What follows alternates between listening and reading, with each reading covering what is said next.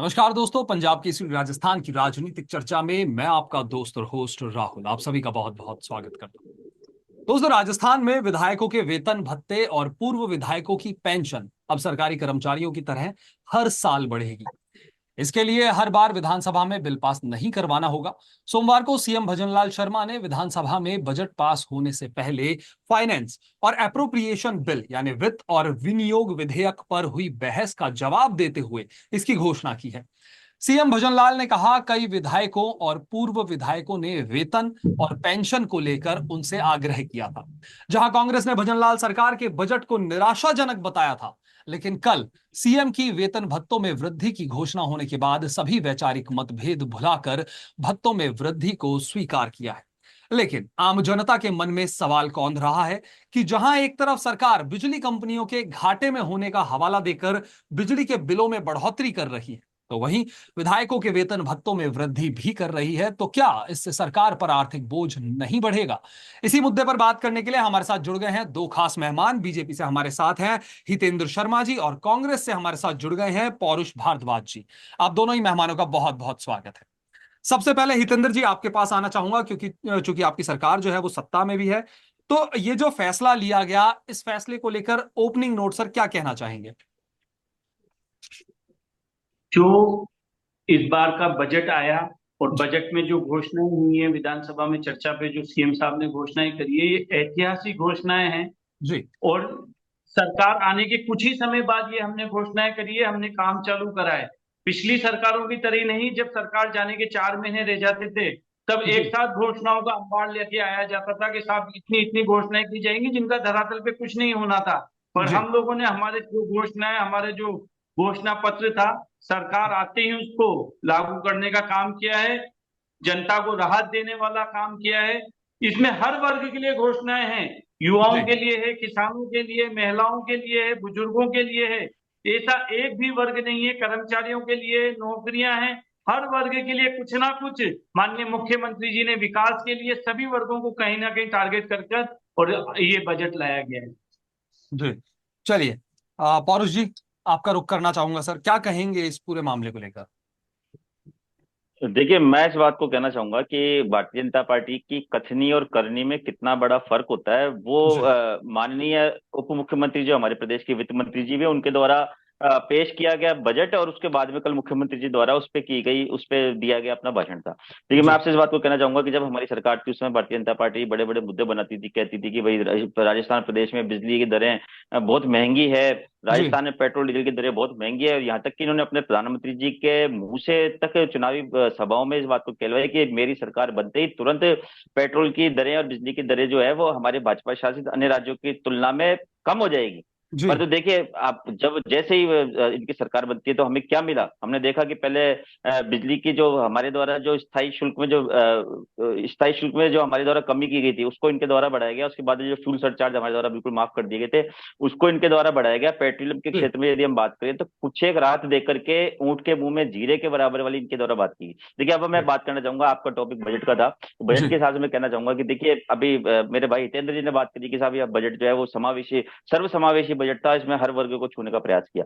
मैं आपसे कहना चाहूंगा कि राज्य की जो कर्मचारियों वाली आपने बात करी, कर्मचारियों की ओपीएस वाली जो हमारी सरकार ने जो ओपीएस की योजना शुरू की, उस पे आपके बजट में कहीं कोई बात नहीं कही गई कि भाई हम ओपीएस को आगे जारी रखेंगे नहीं रखेंगे। जी। राजस्थान सरकार के कर्मचारी जिनके दम पे आप अपने बजट को लागू करवा के राज्य की जनता का हित करने का सपना देखते हैं, तो देखिए उस वर्ग के द्वारा आपके द्वारा उसके वर्ग के बारे में नहीं कहा गया, तो इस चीज से बजट की गंभीरता का पता पड़ता है कि आप अपने बजट को जिन लोगों के द्वारा लागू करवाना चाह रहे हैं उनके प्रति आपकी गंभीरता क्या है, तो आपके जी। बजट का आगे जाकर के धरातल पे क्या हश्र होने वाला है। देखिए, दूसरी बात मैं आपसे कहना चाहूंगा कि माननीय उप मुख्यमंत्री जी के द्वारा बजट भाषण में जिस प्रकार शुरुआत की गई कि साहब पेपर लीक की पे हमने कार्रवाई की, तो ये जी। चीज समझ से परे है कि जो सामान्य सदन की कार्रवाई में यदि उनके द्वारा ये बात बोली जाती है तो समझ में आती है इससे संबंधित कोई विषय होता। आप एक तरफ बजट पढ़ने के लिए जा रहे हैं, आप ना तो राज्य के मुख्यमंत्री हैं ना आप राज्य के गृह मंत्री हैं, आप सिर्फ एक वित्त मंत्री हैं और आपको सिर्फ अपने बजट पे फोकस रखना चाहिए था। इससे ये बात, और इसी प्रकार कल जब माननीय मुख्यमंत्री जी द्वारा बजट पे जब बोला जा रहा था जो कि पूरी तरह बजट पे केंद्रित उनका भाषण था, उस जी। पे उनके द्वारा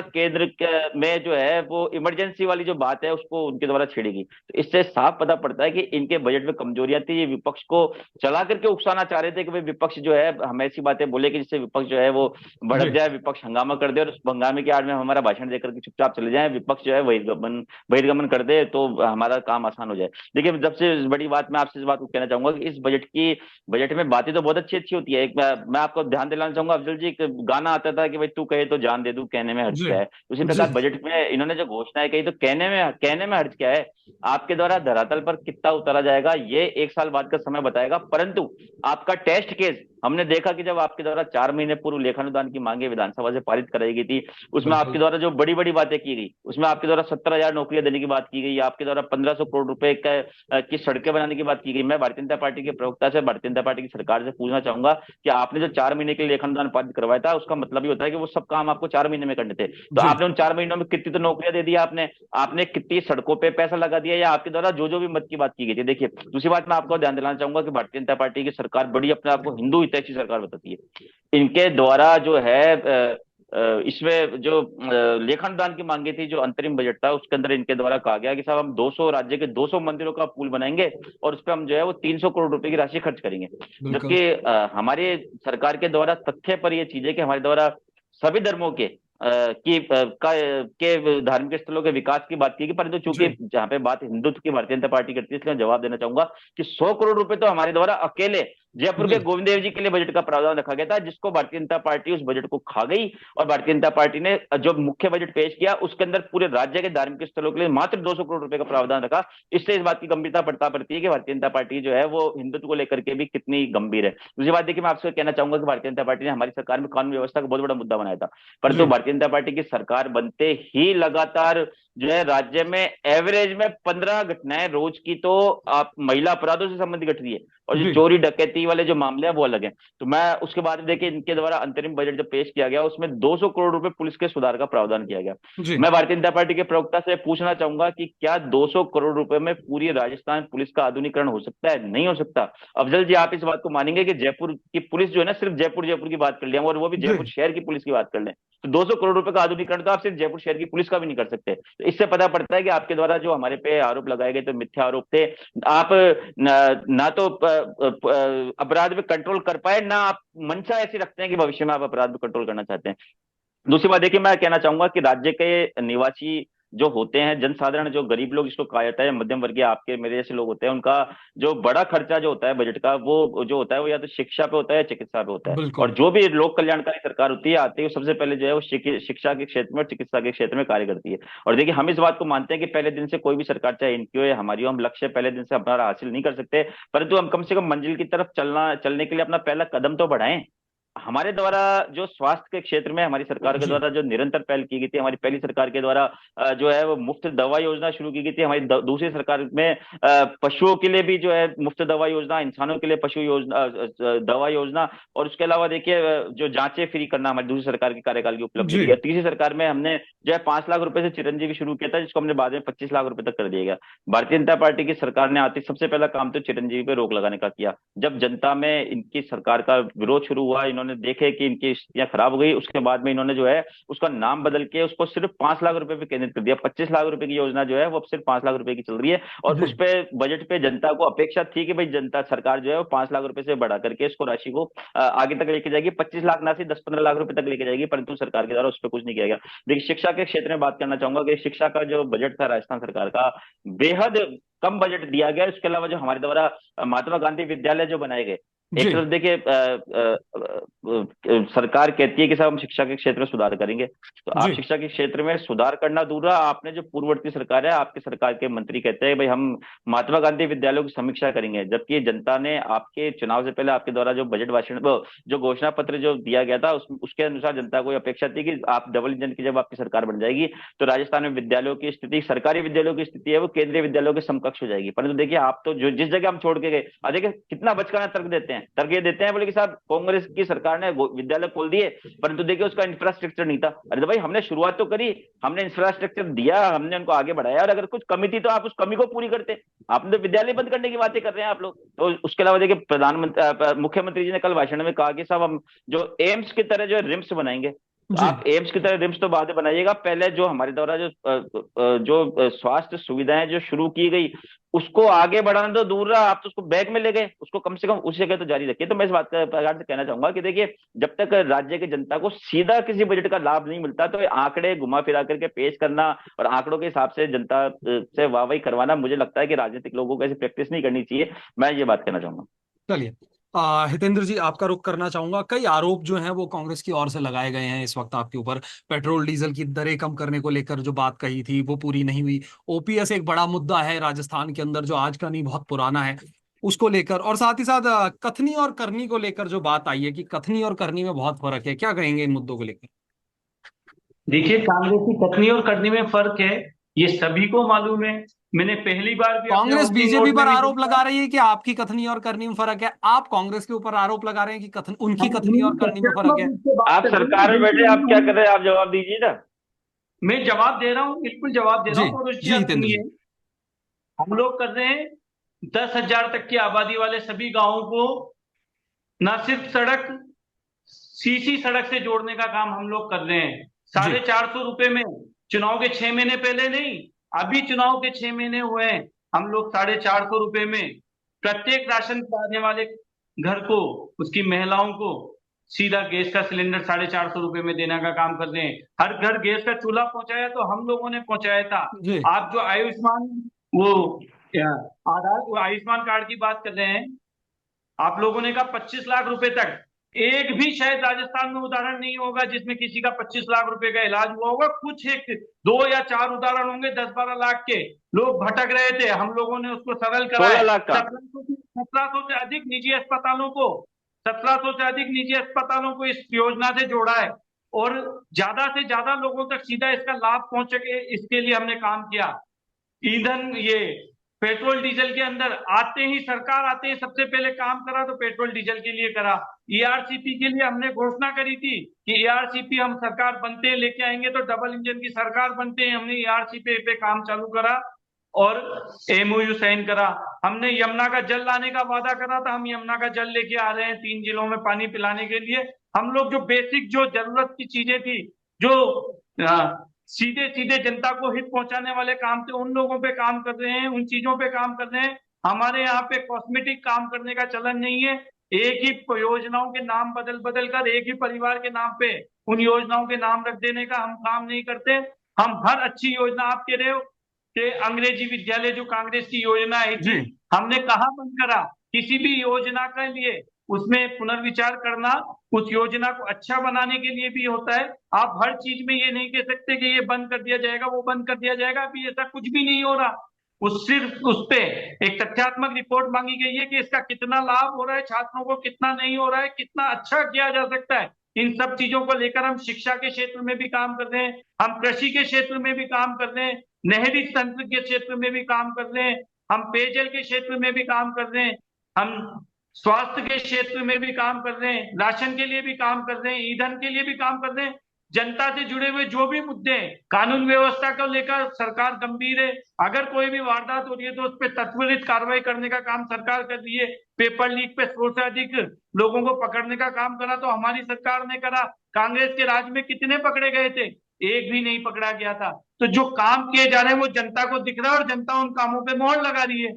जी हितेंद्र जी, आपने पेट्रोल डीजल की बात करी। पेट्रोल डीजल की दरों में कितनी गिरावट देखने को मिली है राजस्थान की, अगर मैं बात करूं तो? राजस्थान में जब सरकार बनी उसके बाद इस पे कुछ काम हुआ है, बहुत जी बड़े स्तर पे। बहुत ज्यादा इसमें नहीं किया जा सकता क्योंकि पेट्रोल कंपनियां वैश्विक स्तर पे अपने दाम तय होते हैं और उस हिसाब से उन लोगों की दरें तय होती है। लेकिन वहीं अगर फिर भी पड़ोसी, जी अगर हरियाणा की बात करें, राजस्थान से लगता हुआ ही है, वहां की दरें और यहाँ की दरों में बहुत फर्क है।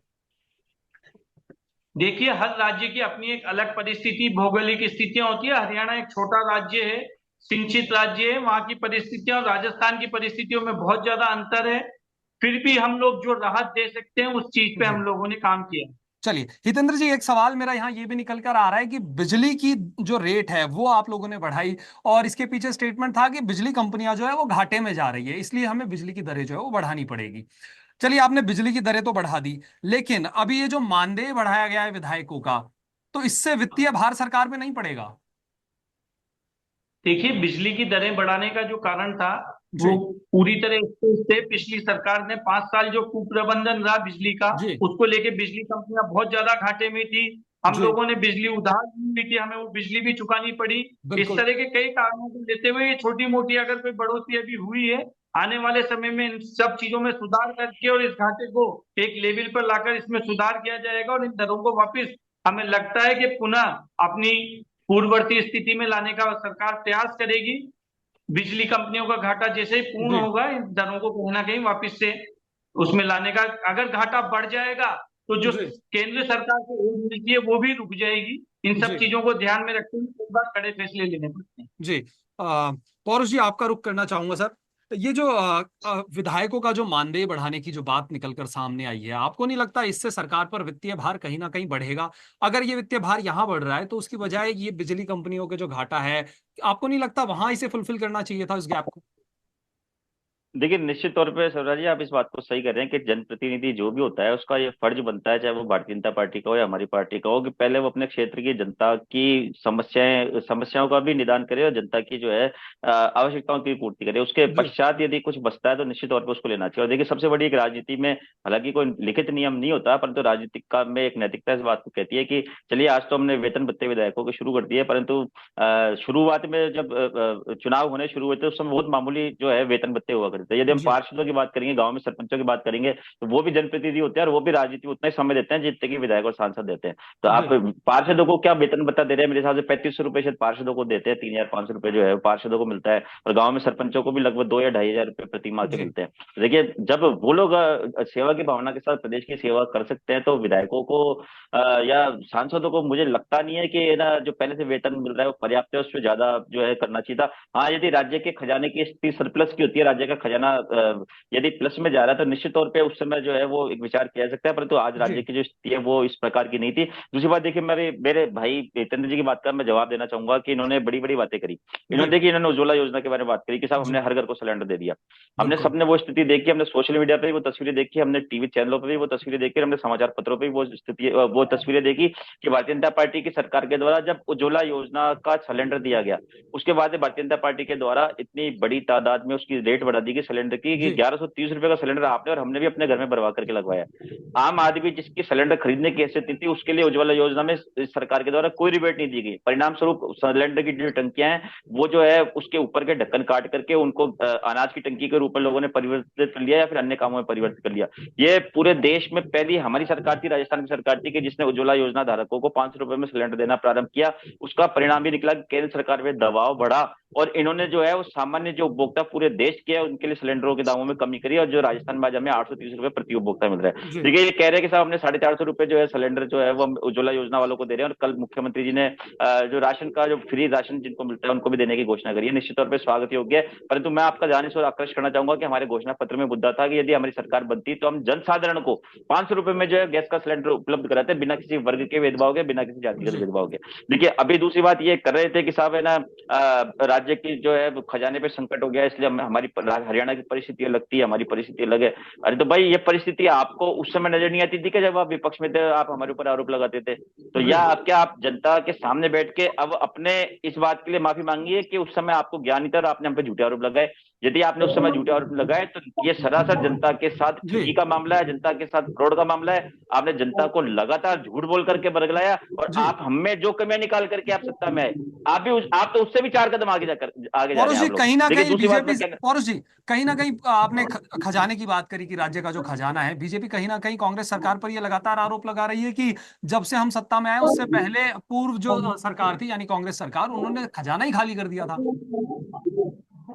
देखिए, मैं आपकी इस बात का जवाब देना चाहूंगा कि 70 सालों की देश की सरकारों में कर्जा, देश का कर्जा होता है 55 लाख करोड़ रुपए। जी मोदी सरकार जो है वो विकास के नाम पे उस कर्जे को पहुंचाती है 205 लाख करोड़ रुपए। चूंकि हम प्रदेश की बात कर रहे हैं और हमारी सरकार के समय की बात करें, तो आपको जी पता है कि भारतीय जनता पार्टी की सरकारों के द्वारा, भारतीय जनता पार्टी की केंद्र सरकार के द्वारा लगातार गैर भाजपाई सरकारों को किस प्रकार परेशान किया गया, उनकी सरकारें गिराने की साजिशें हुई, उन सरकारों के जो है आर्थिक जो सोर्स थे उनको बंद करने की कोशिश हुई। आपको पता है सर्वराज जी कि एक समय ऐसा आ गया था हमारी सरकार में कि ना सिर्फ हमारी सरकार, कोरोना चल रहा था, हम कोरोना के प्रबंधन में लग रहे थे, भारतीय जनता पार्टी हमारी सरकार को गिराने की कोशिश कर रही थी। वहीं दूसरी ओर जब भारतीय जनता पार्टी की साजिश विफल हो गई, उसके बाद में इन्होंने जो है कि हमारा जो जीएसटी की पुनर्वर्ण जी राशि का 76,000 करोड़ रुपया, एक समय ऐसा आ गया था कि हमारा केंद्र सरकार ने 76,000 करोड़ रुपया रोक लिया था। ऐसी स्थिति के अंदर हम कैसे, अब देखिए जन कल्याणकारी योजनाएं भी चला रहे हैं हम, राज्य भी चला रहे हैं हम, है ना, जो है सरकार भी चला रहे हैं। तो ऐसी परिस्थितियों के अंदर जबकि होना ये चाहिए था कि फेडरल ढांचे का सम्मान करते हुए जो है इनको, हमें जो हमारे राज्य के मद का जो पैसा था वो जी समय पे रिलीज करना चाहिए था। राजनीतिक प्रैक्टिस है भले सरकार गिराने की करते हैं, हालांकि वो अनैतिकता है, परंतु वो एक राजनीतिक खेल तक सीमित रहते, समझ में आती है, परंतु इन्होंने देखिए राज्य की जनता के भविष्य के साथ खिलवाड़ कर दिया। जी अभी दूसरी बात, आपने बिजली की दरों पर बात करी, तो मेरे भाई जितेंद्र जी बोल रहे थे कि साहब है ना, कांग्रेस की सरकार के कुप्रबंधन जो है वो इतना बिजली कंपनी पे हो गया था कि हमें रेट बढ़ानी पड़ी। जी देखिए पहली बात तो मैं अपने वापस वही बात को दोहराना चाहूंगा कि जब आप विपक्ष में रहते हुए आपने हम पे आरोप लगाया, क्या उस समय आपको पता नहीं था कि राज्य की बिजली कंपनियों की स्थिति क्या है? आपने उसके बावजूद हम पे आरोप लगा के जनता को गुमराह किया, तो आपको उसके लिए माफी मांगनी चाहिए। दूसरी बात, आपका ध्यान में आकृष्ट करना चाहूंगा, 3 या 4 दिन पहले राजस्थान विधानसभा में सीएजी की रिपोर्ट प्रस्तुत हुई है, जो कि सरकार के मंत्री के द्वारा विधानसभा में पेश की गई।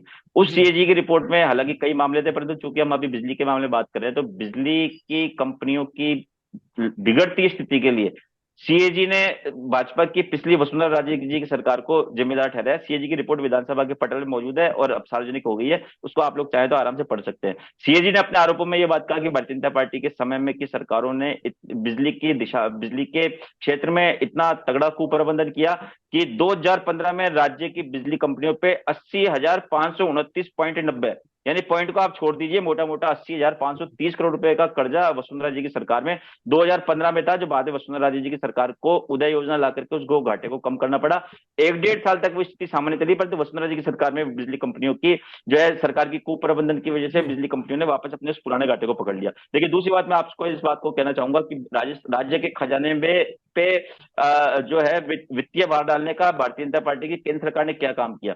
आपको ध्यान होगा सरफराज जी, आप भी पुराने पत्रकार हैं, अनुभवी जर्नलिस्ट हैं, आपको ध्यान होगा कि करीब 2 साल पहले एक सेंट्रल गवर्नमेंट का एक लेटर जो है वो पूरे देश भर की राज्य सरकारों को जाता है, और वहां पे वो केंद्र सरकार कहती है कि भैया आप जो अपने थर्मल प्लांट चला रहे हैं उसके लिए जी आपको 6% अपने उपयोग का 6% कोयला आपको विदेशी खरीदना पड़ेगा, और ये आवश्यक है, मैंडेटरी कर दिया, ऑप्शन नहीं जी का। एक तो सरकार सलाह देती कि भाई आप चाहे तो विदेशों से भी कोयला खरीद सकते हैं, और उसका कॉन्ट्रैक्ट जो है वो अडानी एंटरप्राइजेस को मिला।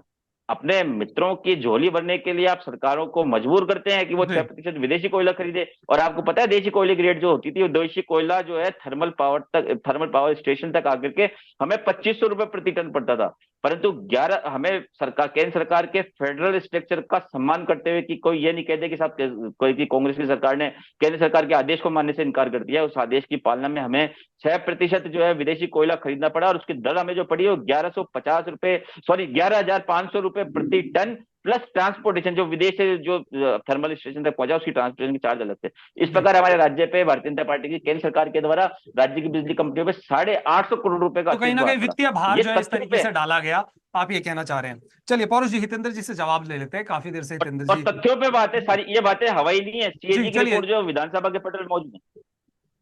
जी बिल्कुल बिल्कुल पौरुष जी, हितेंद्र जी से जवाब ले लेते हैं। हितेंद्र जी कुछ कहना चाह रहे हैं काफी देर से। जी हितेंद्र जी। देखिए, मैं ये कहना चाह रहा था जी कि ये जो बार बार पिछली सरकार और इस सरकार की बात की जा रही है, मैं कहना चाहूंगा कि पिछली सरकार में हम लोगों ने प्रयास किया पेट्रोल डीजल के दामों में कुछ स्थिरता लाने का, स्थिरता लाए भी सही। जी पिछली सरकार ने कब कम किया किसी भी चीज को? एक भी बार किसी भी दाम को कम नहीं किया गया। जितनी भी घोषणाएं की वो 3 महीने में की गई। प्रदेश की जनता की जो गाड़ी कमाई थी उसको मनमाने तरीके से अपनी राजनीतिक महत्वाकांक्षाओं की पूर्ति के लिए जो मिनी मुख्यमंत्री पिछली सरकार में 100 से अधिक बनाए हुए थे सरकार बचाने के लिए, वो मिनी मुख्यमंत्रियों के द्वारा खुली लूट मचाई हुई थी। इस कारण प्रदेश में वित्तीय स्थिति ऐसी बनी। बिजली चोरी, बिजली के प्रति जो लापरवाही थी, बिजली के एक ही रिसोर्स पे गए ऊपर काम करना, अन्य रिसोर्सों को डेवलप नहीं करना। हम लोगों ने सोलर ऊर्जा के ऊपर आते ही जो काम जी चालू किया है उसके माध्यम से ये आप तय मानिए कि आने वाले समय में राजस्थान बिजली ना तो खुद लेने के लिए बल्कि अन्य राज्यों को भी बिजली देने की स्थिति में आ जाएगा, क्योंकि राजस्थान में इतने रिसोर्सेज हैं, अगर उनको डेवलप किया जाएगा, उन पे काम किया जाएगा तो बहुत अच्छी तरीके से राजस्थान खुद अपने पैरों पे खड़ा हो सकेगा, मगर पहले इस ओर ध्यान ही नहीं गया। जी पिछले पूरे 5 साल राजनीतिक लड़ाइयों में ही निकाल दिए गए। जी। चलिए, एक सवाल कहीं ना कहीं मेरा भी है, निकल कर आता है। पौरुष जी, आपसे जानना चाहूंगा कि कांग्रेस जो है वो बजट को लेकर लगातार बीजेपी पर हमलावर थी। लंबे समय से, जब से ये बजट आया है, डिप्टी सीएम दिया कुमारी जी ने जब ये बजट पेश किया, उसके बाद से ही बजट को लेकर कांग्रेस कहीं ना कहीं बीजेपी के ऊपर हमलावर थी। बड़ा ही उदासीन बजट और कई तरह के स्टेटमेंट जो है कांग्रेस नेताओं की तरफ से आए थे निकलकर। अब ये जो आपको बताएं, ये जो मानदेय बढ़ाने की बात है, इसको लेकर कोई स्टेटमेंट नहीं है, सब शांति है। तो आपको क्या लगता है कि खुद के फायदे जो है, वो वैचारिक मतभेद जो है वो कहीं ना कहीं भुला देते हैं इनको?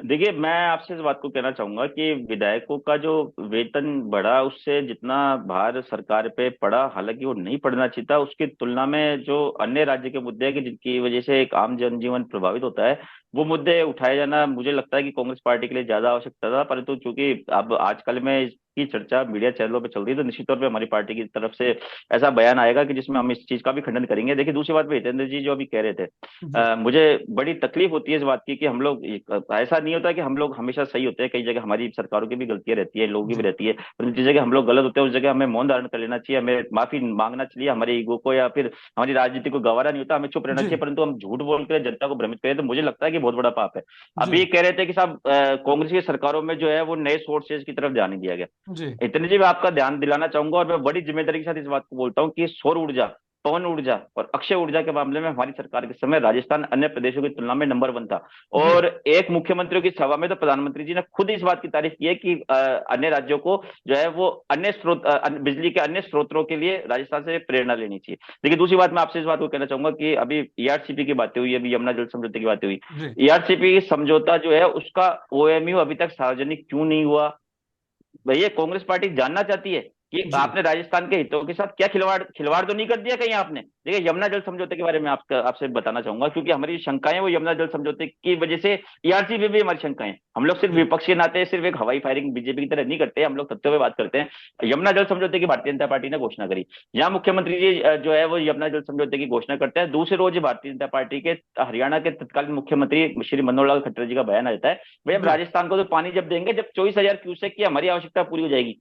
उसके बाद में कल परसों में पता पड़ता है कि साहब वो तो बरसात के दिनों में देंगे। तो इनके द्वारा यमुना जल समझौते के बारे में जो घोषणा की गई, उसकी तो हवा इन्हीं की सरकार के दूसरे राज्य के मुख्यमंत्री ने निकाल दी। दूसरी बात, मेरे साथी प्रवक्ता कांग्रेस के हैं यशवर्धन सिंह जी, उन्होंने यमुना जल समझौते के को लेकर के उनकी हाईकोर्ट में काफी सालों से जो है वो जो उनकी जो याचिका है वो लंबित पड़ी हुई है। जी जब सरकार के द्वारा, मुख्यमंत्री जी के द्वारा यमुना जल समझौते की घोषणा की गई, उसके बाद में हाईकोर्ट में जो तारीख पड़ी, उसके अंदर उन्होंने हाईकोर्ट में एप्लीकेशन लगाई बाकायदा अपने एडवोकेट के द्वारा जी कि साहब सरकार ने जो है हमें, मेरी मांग थी पहले कि भाई सरकार यमुना जल समझौता करे, परंतु अब सरकार ने चूंकि घोषणा कर दी है तो उसकी वो किन किन शर्तों पर समझौता हुआ, कृपया उसकी स्टेटस रिपोर्ट सरकार से मंगवाएं।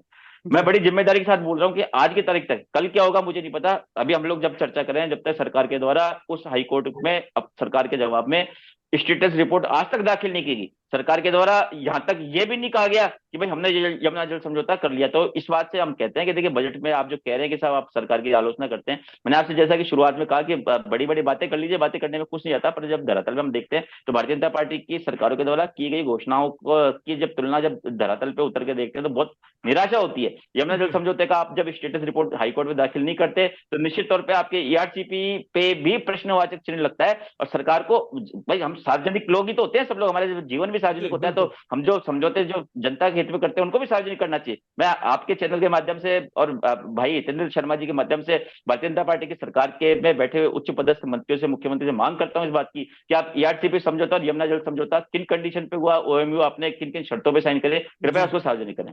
जी बिल्कुल। हितेंद्र जी, आपका रुख करना चाहूंगा। ईआरसीपी को लेकर लगातार ये ऐसा मुद्दा है कि बीजेपी जो है इसे भुनाने में लगी हुई है, लेकिन कांग्रेस लगातार एमओयू को लेकर लगातार हमलावर है कि ये एमओयू जो है ये अब तक सार्वजनिक नहीं किया गया। क्या वजह है, क्या मानते हैं आप, क्या कहेंगे? देखिए, सबसे पहले मैं यमुना जल के बारे में बात करना चाहूंगा। जी माननीय मुख्यमंत्री जी जो सरकार के मुखिया हैं, सरकार के चेहरा हैं, उन्होंने घोषणा करी है कि यमुना का जल जी। शेखावाटी के 3 जिलों में आएगा। उस पे अगर किसी को शंका है तो ये सरकार का आएगा, लेकिन ऑफिशियल किन स्टेटमेंट है। कंडीशंस में आएगा हितेंद्र जी? किन कंडीशन पे आएगा?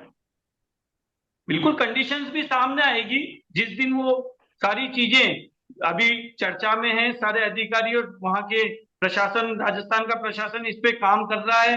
कैसे कैसे आएगा, क्या उसकी स्थिति परिस्थिति रहेगी, उस सब विषयों पे ये सारी चीजें सामने आएगी। ईआरसीपी अपना मूर्त रूप लेने जा रही है। ईआरसीपी पे एमओयू साइन हो चुका है। मुख्यमंत्री स्तर पर, दोनों सरकारों के स्तर पर और प्रशासनिक स्तर पर उस पर पूरी स्वीकृतियां बन चुकी है। हाँ, मगर उसका कुछ रूप वृहद जी स्तर पे और जोड़ा जा रहा है।